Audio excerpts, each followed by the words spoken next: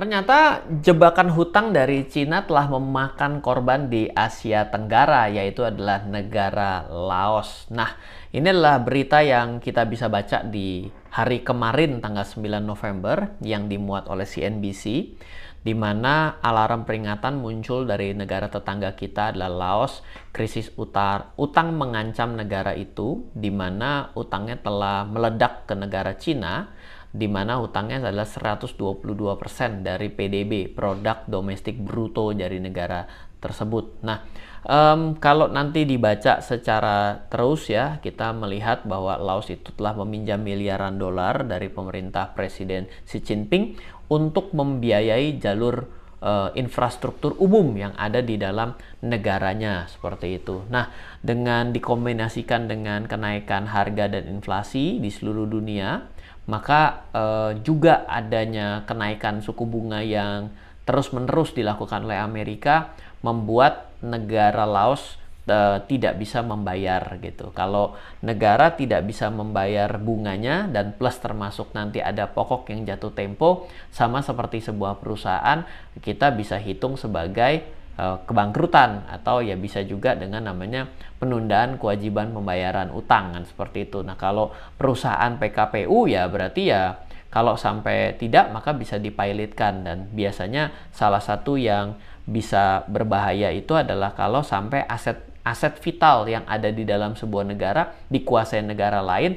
Maka misalnya ya, ini kan tadi ada data-datanya nih ya mengenai kereta api, jalan raya, bendungan, sehingga menghabiskan cadangan devisanya, secara otomatis berarti nanti dikuasai oleh Cina misalnya ya, berarti ya repot dong, nanti kita tidak punya infrastruktur umum dikuasai negara lain secara tidak langsung, itu namanya tengah terjadi penjajahan kan, bisa seperti itu. Nah, anyway, kita juga mungkin bisa kembali ya selalu berbicara mengenai yang namanya bagaimana rasio hutang yang sehat gitu. Nah, ini adalah country list yang ada, debt to GDP, hutang terhadap GDP. Artinya bila nanti secara persentase itu besar, di atas puluhan bahkan ratusan persen, maka itu semakin besar hutangnya dibandingkan pendapatan negaranya. Dan memang betul di sini data-datanya tidak imbang ya. Ada yang terakhir 2020, ada yang 2022, ada yang 2023 gitu. Nah,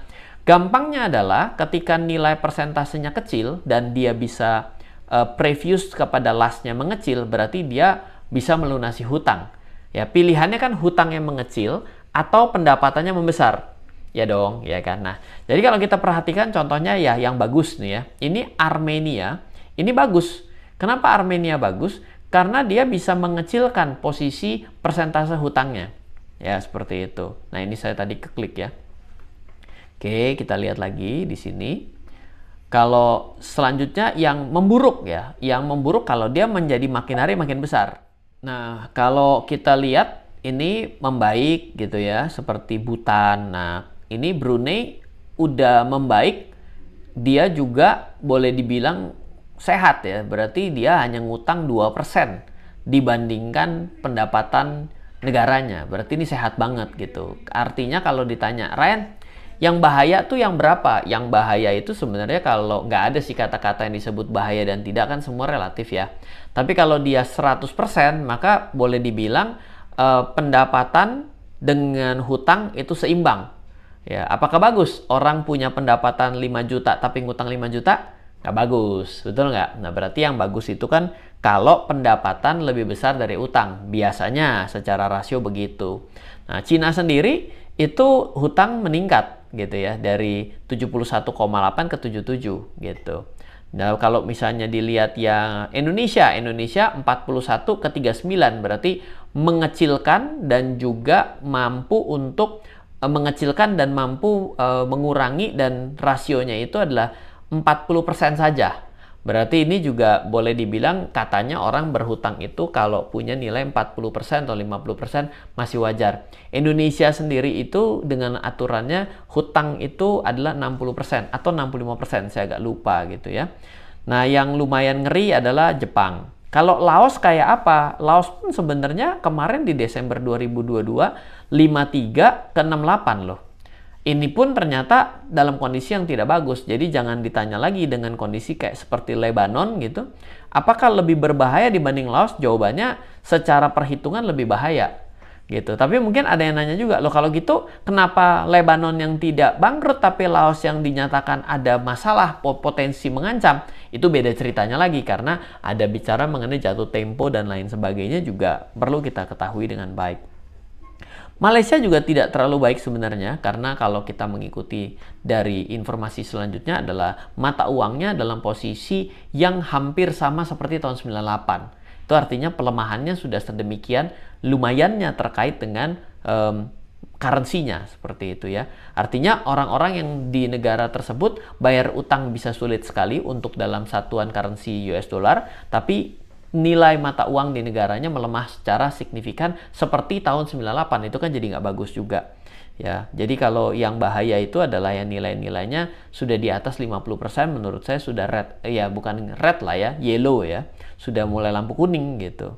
Di sini Singapura juga ya, tapi Anda juga akan bilang, oh, Singapura kayaknya baik-baik saja. Iya dan tidak, mau bilang baik dan tidak, tapi secara data Singapura sudah berhutang lebih banyak daripada pendapatan negaranya sendiri. Jadi ada Jepang ya, nama Jepang kita juga bingung, Jepang kan bagus gitu. Iya dan tidak juga, kenapa? Karena inflasi Jepang sudah lumayan menggila juga. Singapura sudah dalam kondisi seperti ini bertahun-tahun lamanya. Mungkin dalam kondisi negara yang sehat dan perekonomian dunia yang tidak kenapa-napa, ini tidak terlalu menjadi isu. Tapi ketika dalam kondisi dunia tidak baik-baik saja, maka ini mungkin akan menjadi pikiran lebih bagi pemangku kepentingan untuk mengelola negara dengan baik. Sri Lanka, ya kan? Sri Lanka dan juga kita sudah dengar ada Laos juga. Nah, ini hebat ya, Turkmenistan ya, ini 11/8. Ini hebat gitu. Kurang daripada hutangnya itu cuma 10%. Jadi kayak orang punya pendapatan 100 juta, ngutang cuma 10 juta. Hebat sekali gitu ya.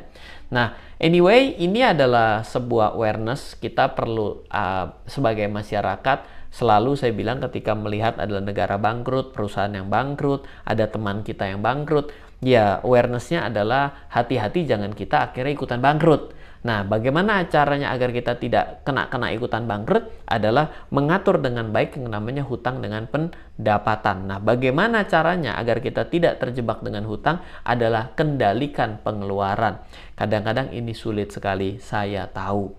Apalagi ketika kita sudah berkeluarga, apalagi kita juga punya orang tua, apalagi kita ada tanggungan yang lain. Ketika kita mungkin bisa menghemat, orang di sekitar kita tidak bisa menghemat karena kadang-kadang orang bilang semua kebutuhan. Ya, tahu semua kebutuhan, tapi kita perlu sadar bahwa negara tidak dalam kondisi yang cukup kondusif, banyak perang, ya, kenaikan harga komoditi, ya, ada inflasi di mana-mana, Amerika juga dalam kondisi yang tidak terlalu baik, maka kita selalu harus semakin berhati-hati dalam mengambil keputusan jangka panjang. Contohnya apa? Yang ngutang jangka panjang itu juga hati-hati gitu kira-kira. Semoga untuk sharing kali ini bermanfaat. Stay healthy ya, penting sekali. Healthy dalam kesehatan, healthy dalam keuangan juga.